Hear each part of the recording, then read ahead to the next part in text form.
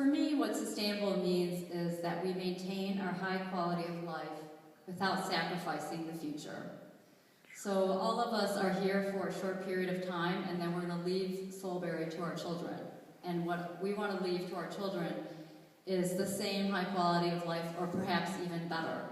As I mentioned earlier, our groundwater is a really precious resource. And sometimes we do things like, for example, our water treatment, the public water that's treated in Solebury is sent to Lambertville for treatment, and on average 150 million gallons a year are sent to Lambertville for treatment and then discharged into the Delaware, and we lose that water in our aquifers forever. And to me, that's not sustainable. We can't every year lose 150 million gallons of water and then expect still to turn on a tap and water always comes out. And so we need to ensure that when we are continuing to grow over time, that we're accounting for these types of things by bringing water treatment back, bringing it back into our soil and letting it replenish our aquifers. And this applies to many other things too. We want to ensure any development we have doesn't increase the traffic to a point that we can't even get out of our driveway. We want to ensure that we retain the essential rural character that Solebury is known for and that people love, and that's why they live here. Thank you. I agree that the deer population is a problem. Recently, Michael Kennerly and the USDA came to the Board of Supervisors and made a presentation on it, and I believe our deer population is over 160 per square mile, and the recommendation is to get it down to 40 or 50. And with so many deer, some of the problems that you probably already are aware of are traffic accidents. The deer are also, because they're overpopulated, are also diseased, and they cause a lot of crop damage. And so, at the same time, it's very difficult for me personally to think about shooting the deer, but I recognize that this is an issue for the township and that it needs to be addressed, and it's not good for the deer either. So I would like to encourage more participation from our homeowners and hunters to hunt the deer, and I understand from the USDA recommendation that that's probably not sufficient because of the number that need to be removed. And so I think the township does need to step in, but I would say I would like to work really hard in terms of educating the public as that it's very important that we all participate, and if we don't, then we won't have very many other options other than to bring in a group to do the hunting for us. The idea of sterilization, while very attractive, is not sufficient to control the deer population to what we need it to be in order to have a healthy deer population and fewer car accidents and crop damage. Thank you. But that's not the only benefit that we get. It also enhances our property values, provides for scenic enjoyment, it reduces our traffic, it helps sustain this rural character and the heritage of our township, and it also helps reduce the probability of flooding, ensuring that we have more water available to us. So to me, it's a wonderful investment, and it's something that I would like to see us continue. And also, I just wanted to add, when I talk with residents, when I've been doing my door-to-door campaign, almost without exception, the people that I've talked to have been supportive and would like to see it continue. And we saw that in four separate referendums that have passed by over 90%. People are supportive, willing to pay the debt to preserve land.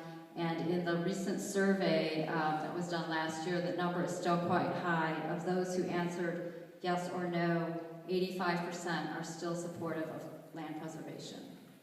Thank you. I do want to answer specifically about zoning on 202.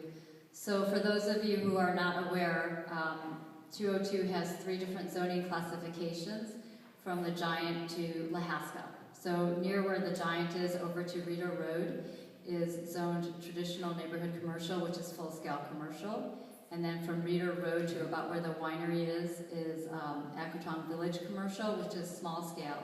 And I'm sure driving along 202, you've seen a difference in terms of what the landscape looks like from the giant, appropriately named, and then to smaller, older buildings, right, that are antique stores and those kinds of things. And then from the winery to Street Road is residential agricultural.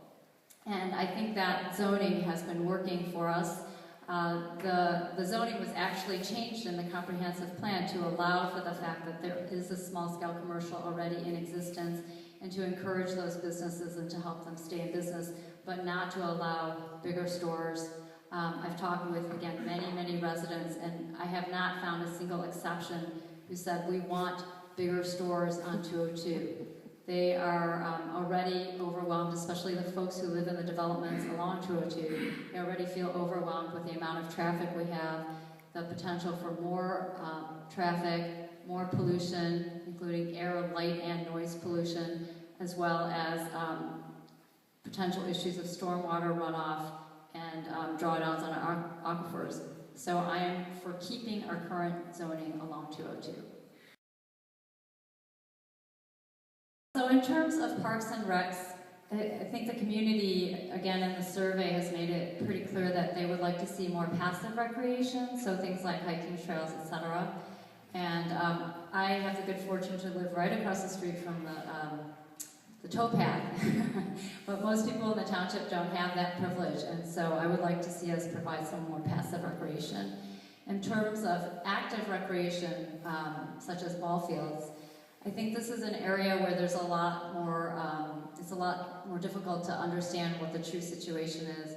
I've talked to many different people, and there seems to be a very strong group of people, mostly parents, who want to see more ball fields, but just as vehemently on the other side, you have people saying we have enough fields. And the Parks and Recs Board is in the process of presenting their update to their overall master plan. And I'm looking forward to seeing that, but I hope that what that includes is a representative assessment from township residents on what they're looking for. And I hope that it also includes an analysis of current field usage and whether it really is being fully utilized, whether there's ways we can schedule things better. Because if we can utilize our current fields and perhaps sharing with the high school or the school district, I think that would be preferable. But if the results show that we need more fields, then we need to talk about that. In terms of Aquatong Lake, and assuming, Mr. Isbeth, that you're referring to the restoration of the stream versus the whole thing with it? Property itself. Oh, the property itself. Okay. So some of you, and Mr. Siri mentioned this earlier, they've decided to restore the stream. So right now there's a small lake there that was, and there's a dam there that needs to be replaced or repaired.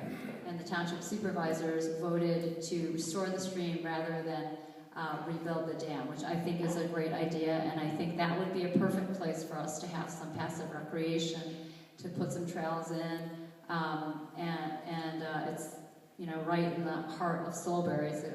It's right in the center, so it's a wonderful location for that. Thank you.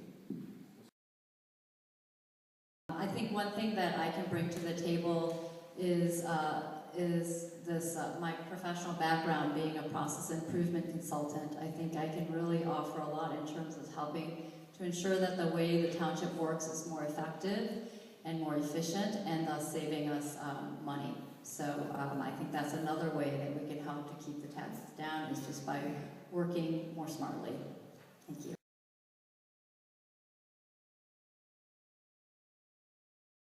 Thank you. Would you like me to say anything else? I think our historic villages and homes and buildings are a treasure that we need to protect. I grew up in a suburb of Detroit, and when we first moved there, there were dirt roads and farms. And after I moved away, every time I visited my family, there were there was more concrete, more stores, and I found it very, very sad. And that was in Michigan, which doesn't even have close to the amount of history that we have here. And I think, our history is something we can be very proud of, and not just proud, but to also share it with generations to come. And so I think we have some really wonderful places. We've done a nice job preserving some of it already. And just like land preservation, it also increases our property values because people come here, they think Carversville is one of the most charming little towns, or sections of Solebury, and I think that's something that we can all enjoy and should work hard to preserve. Thank you. The government is for the people, and that it needs to be transparent and inclusive, and that we need to have good two-way communication. If you've been following my campaign, you know I've used many different methods to try and meet voters.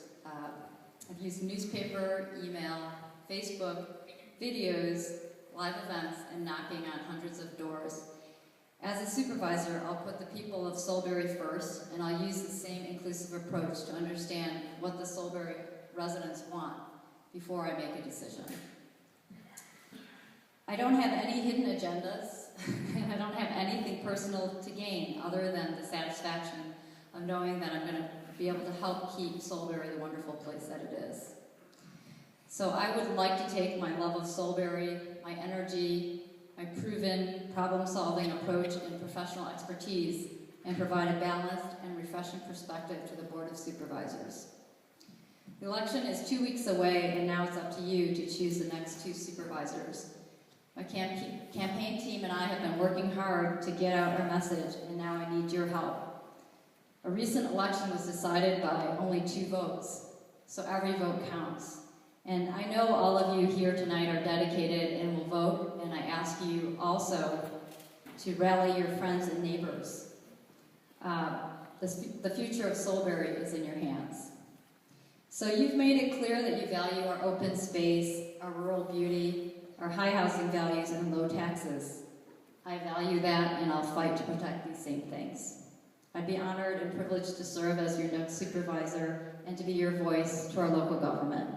Please vote for me on November 5th for Solebury Township Supervisor and help me keep the soul in Solebury. Thanks.